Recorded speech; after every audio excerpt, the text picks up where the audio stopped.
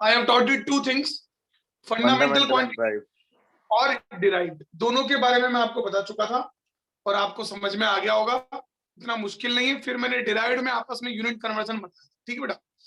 अब अपन बात करते हैं, we will talk about some practical units of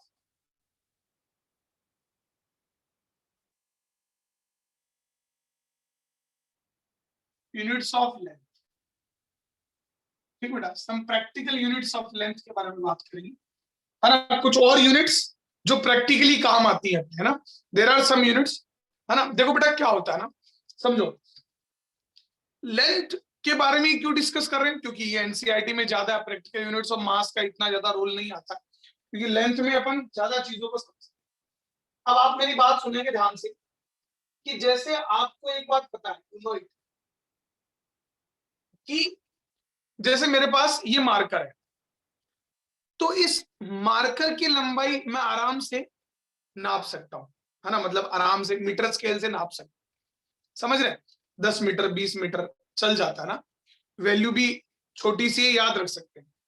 लेकिन मैं अगर आपको बोलूं कि सन और अर्थ के बीच की दूरी आपको मीटर में याद रखनी है, तो शायद किसी को याद नहीं होगी ना, it is very tough.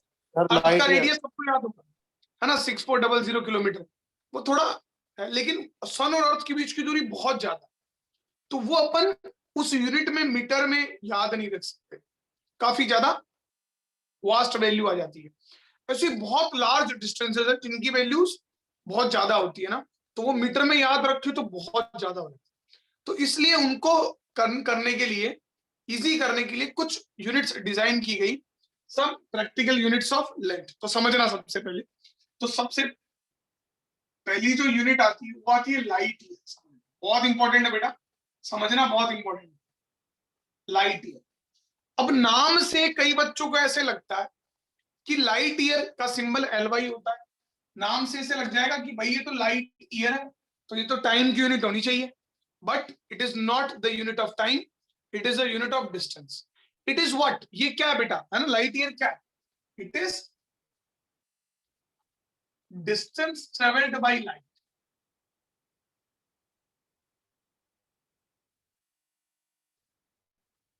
By light in 1 year. एक साल में जो लाइट डिस्टेंस ट्रेवल करती, एक साल में जो लाइट जितनी दूर चली जाएगी, उस डिस्टेंस को अपन मान लेते हैं 1 लाइट। क्या मान लेते हैं बेटा, 1 लाइट ईयर मान लेते हैं। जैसे अब एक साल में डिस्टेंस का फॉर्मूला क्या होगा बेटा, डिस्टेंस होता है स्पीड इंटू टाइम। तो अगर देखें तो लाइट की स्पीड है 3 × 10⁸, और टाइम एक साल का मतलब 365 दिन, एक दिन में 24 घंटे, एक घंटे में 60 मिनट, और एक मिनट में 60 सेकंड, ये होता है। समझ रहे हो, अभी कितनी बड़ी वैल्यू आएगी सोचो। तो अब इसको हमेशा इतनी बड़ी वैल्यू को याद रखना, इट इज वेरी, बहुत ज्यादा टफ, बहुत ज्यादा टफ होता है। तो इसको जब सॉल्व करते तो ये 1.496 इंटू 10⁻11 मीटर करके कुछ आती है, 11 नहीं सॉरी 11 मीटर ही आती है। तो अपन अप्रोक्सीमेटली इसको लिख लेते हैं 1.5 इंटू 10⁻11। सो 1 लाइट ईयर जो है, मतलब अब से इतनी डिस्टेंस जब भी अपने को यूनिवर्स में ट्रेवल करनी होगी, तो अपन ये नहीं बोलकर क्या बोल देंगे, 1 लाइट ईयर। समझ रहे हो, मतलब इतना लंबा वैल्यू याद रखने की बजाय अपन बोल देंगे 1 light year. So this is a unit of length which is practically use में आती है for measuring distances, very large distances को मेजर करने के काम आती है। ठीक है बेटा, तो इसको आप लिख सकते हो सब।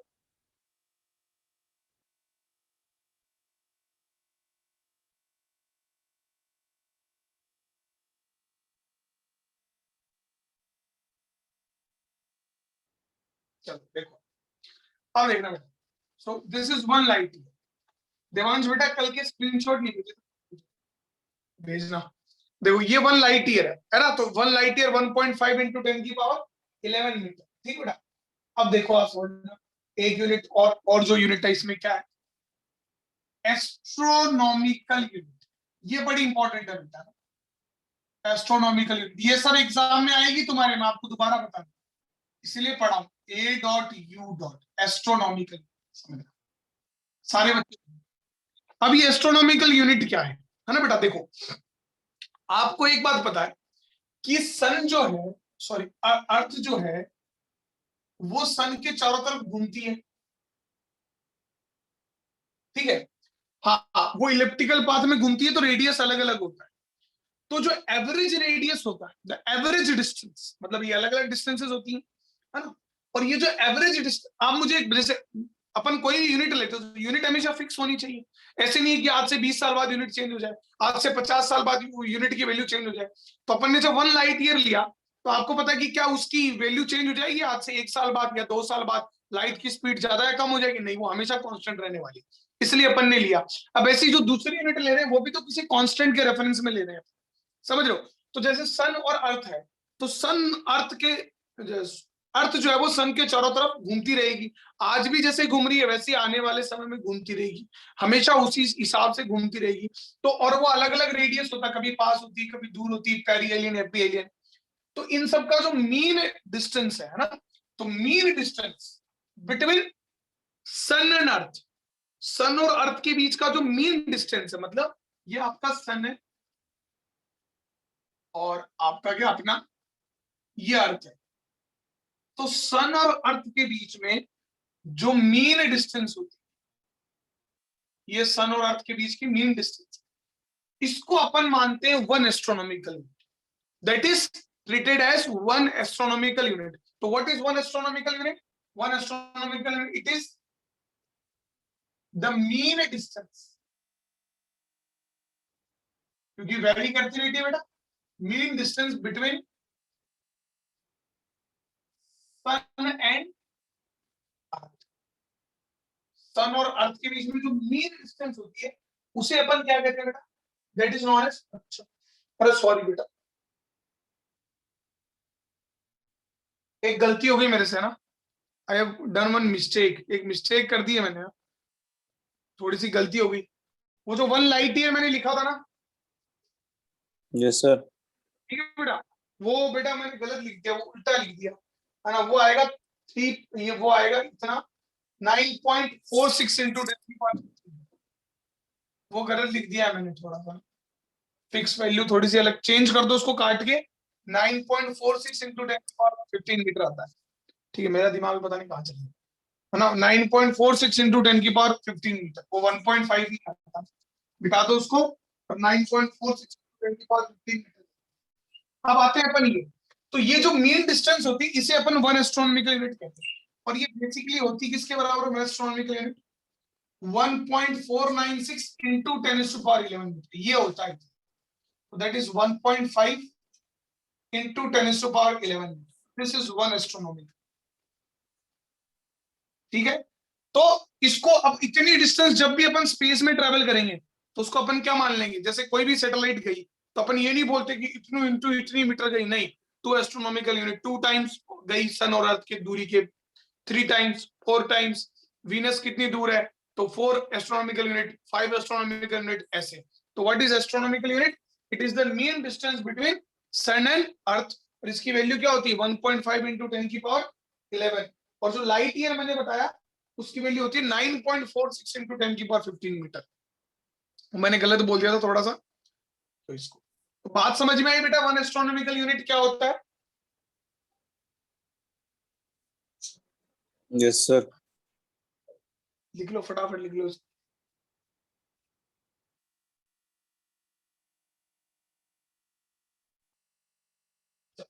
तो अब आगे बढ़ते हैं, है ना? ये अपनी प्रैक्टिकल यूनिट थी। अब अगली प्रैक्टिकल यूनिट है ना बेटा, दैट इज हॉर्स पावर। आर और लेंथ की यूनिट है, और ये बड़ी इंपॉर्टेंट है। फुल फॉर्म इसका होता है पैरालैक्टिक सेकंड। समझ में नहीं आती बेटा कई बच्चों को ऐसे, अब मैं सारी चीज समझाऊंगा कि क्यों है, कैसे है, क्या है। फिर अपन आज डायमेंशन एनालिसिस स्टार्ट करेंगे, वेरी इंपॉर्टेंट। तो पार सेक पैरालिटिक सेकंड समझना, अब देखना बेटा, मान लो ये अपने पास सन है, डेफिनेशन तो मैं चाहूं तो रटवा दूं, कोई दिक्कत नहीं है, और ये अर्थ है। अब मुझे बताओ सन और अर्थ के बीच की दूरी कितनी है, बोलो?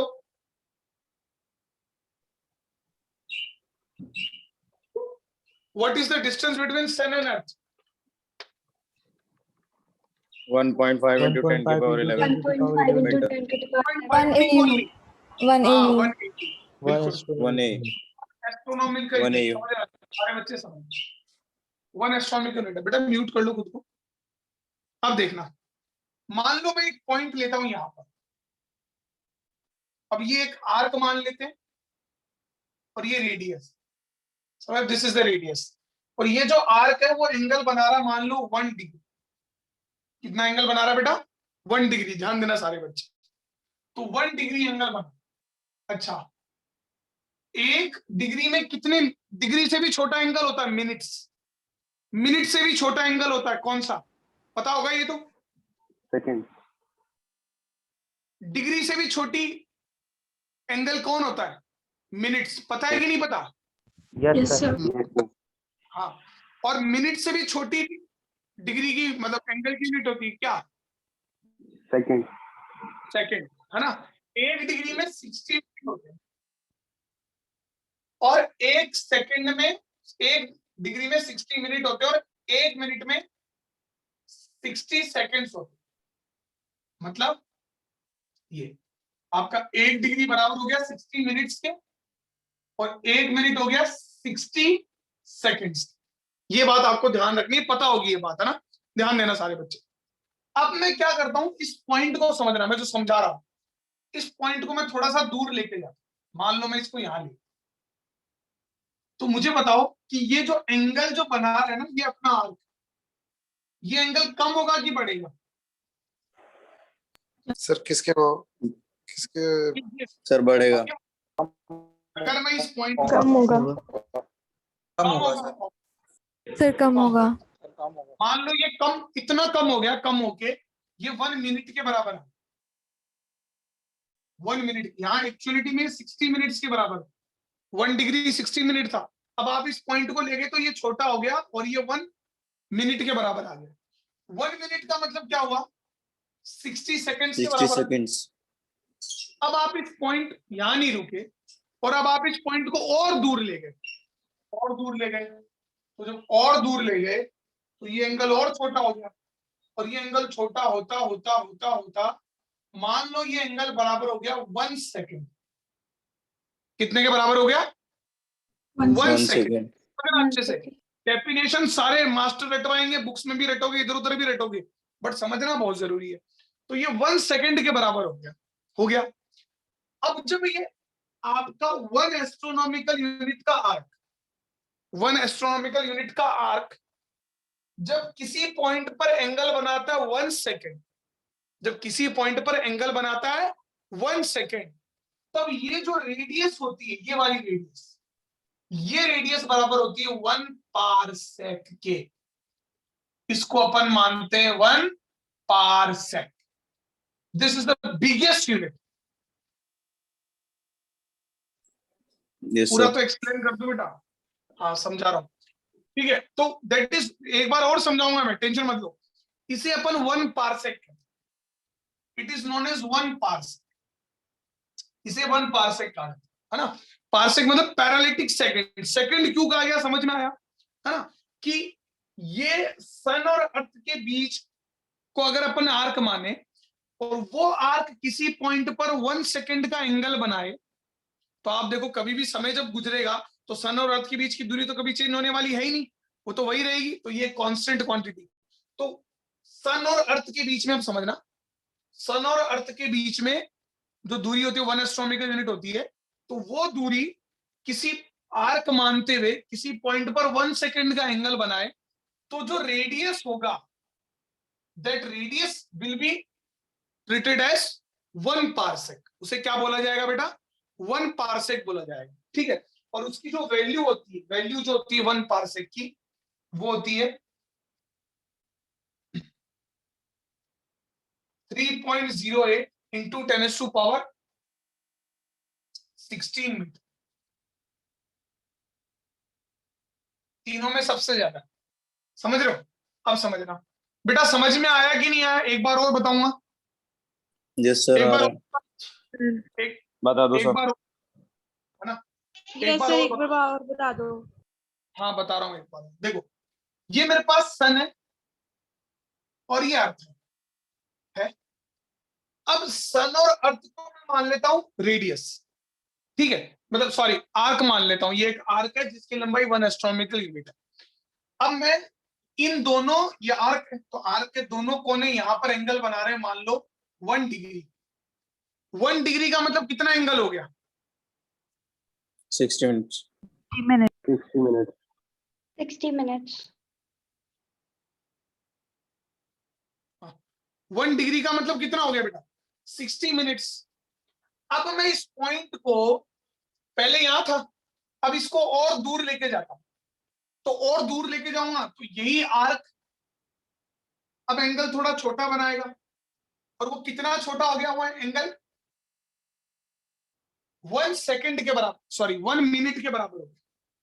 समझ रहे हैं? पहले 1 डिग्री बना रहा था, 1 डिग्री में 60 मिनट्स होते, मैं बता रहा हूं, तो मतलब 60 मिनट बना रहा था पहले। अब वो कितना बना रहा है? 1 मिनट बना रहा है।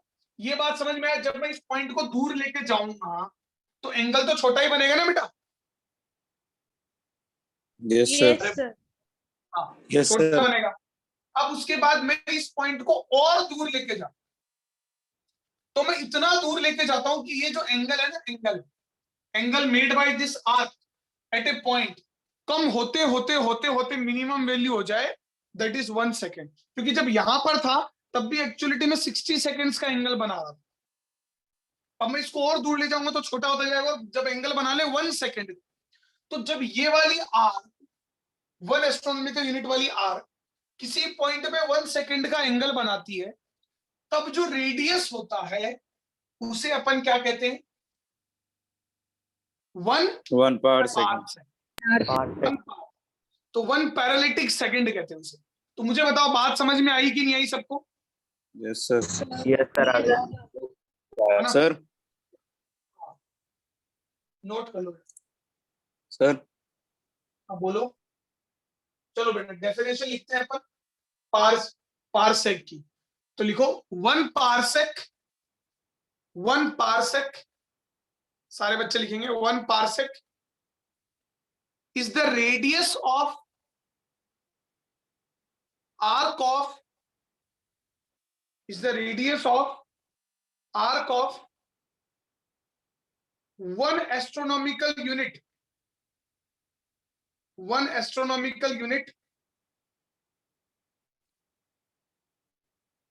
is the radius, is the arc of, sorry, 1 parsec is the radius of the arc of length 1 astronomical unit which subtends an angle of 1 second,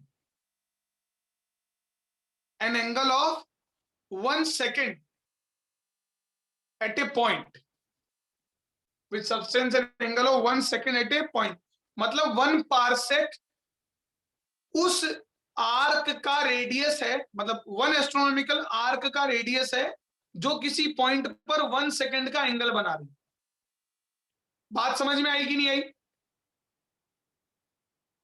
Yes, sir. Yes, sir. Yes, sir. तो ये मैंने कुछ आपको बताया practical units. अब मेरे को और भी है पैरेलैक्स वगैरह, वो सब मैं आगे बताऊंगा, क्योंकि फिर बहुत ज्यादा बोरिंग हो जाएगा, थोड़ी हो जाएगी। तो पहले थोड़ा अपन उसमें इंटरेस्ट क्रिएट करते हैं। सब लोग अपनी एनसीईआरटी खोलो, और एनसीईआरटी का सबसे लास्ट वाला पेज जो है ना बेटा, लास्ट वाला पेज, उसमें डायमेंशन लिखे हुए खूब सारे। फैजान कुछ बोल रहा है? Yes sir. हाँ बोलो बेटा। सर जैसे जो आर्क की लेंथ है ना एस्ट्रोनॉमिकल यूनिट, हाँ और सर इसको पारसेक से डिवाइड कर देंगे तो हम किसी भी एंगल मतलब थीटा फाइंड कर सकते हैं ना? हाँ जैसे कर सकते, पारसेक दे दिया अलग अलग। हाँ बिल्कुल बिल्कुल कर सकते, बिल्कुल कर सकते। Okay sir. ठीक है, चलो अब देखो एनसीईआरटी खोलो। एनसीईआरटी का सबसे लास्ट पेज, फर्स्ट पार्ट का, उसमें खूब सारे डायमेंशन लिखे हुए नजर आ रहे होंगे, Yes. है ना? तो दैट इज, है ना, उनको सबको खोल के रखना बेटा, बहुत इंपॉर्टेंट है बेटा। Dimensional analysis very important. अभी देखो जब मैंने आपको डिराइव्ड क्वांटिटीज पढ़ा, when I taught you derived quantities, समझ रहे हो? तो आपने देखा कि सारी की सारी डिराइव्ड क्वांटिटीज किस पे डिपेंड कर रही थी? फंडामेंटल fundamental क्वांटिटीज पे डिपेंड कर रही quantities. थी। All depending on fundamental quantities, है ना, सारी की सारी डिपेंड कर रही थी, उसमें कोई बड़ी बात नहीं, ठीक है, सब डिपेंड कर रही थी। तो अब अपन ने क्या किया, एक मेथड बनाया, है ना, तो उस मेथड में अपन ने क्या किया, डायमेंशन एनालिसिस क्या है, method of representing, method of representing all derived quantities, जितनी भी डिराइव्ड क्वांटिटीज हैं उन सबको in form of power of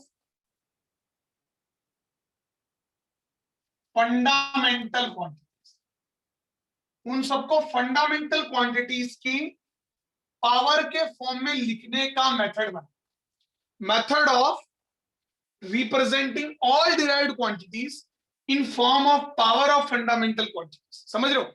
और उसको कोई भी किसी का भी डायमेंशन एनालिसिस लिखना हो, हमेशा किस में लिखते हैं अपन, ऑलवेज रिटन इन, किसी का भी लिखना हो always written in square bracket, हमेशा स्क्वायर ब्रैकेट में लिखा जाता है, एंड इन कैपिटल लेटर। क्या लिखते हैं देखो, बताता हूं अभी ना, कैपिटल लेटर। और कैसे लिखते हैं देखना, समझ लो, हमेशा स्क्वायर ब्रैकेट में लिखा जाएगा और कैपिटल लेटर में लिखा जाएगा। कैसे लिखते हैं, क्या लिखते हैं देखो, जैसे कहीं पर मास सिंबल यूज करते हैं, मास, लेंथ, टाइम, तो मास के लिए यूज करते हैं अपन एम, लेंथ के लिए यूज करते हैं एल। ध्यान रखना, स्मॉल एम होता है मीटर के लिए, कैपिटल एम कभी भी मीटर नहीं होता, तो कई बच्चों में कंफ्यूजन होता है।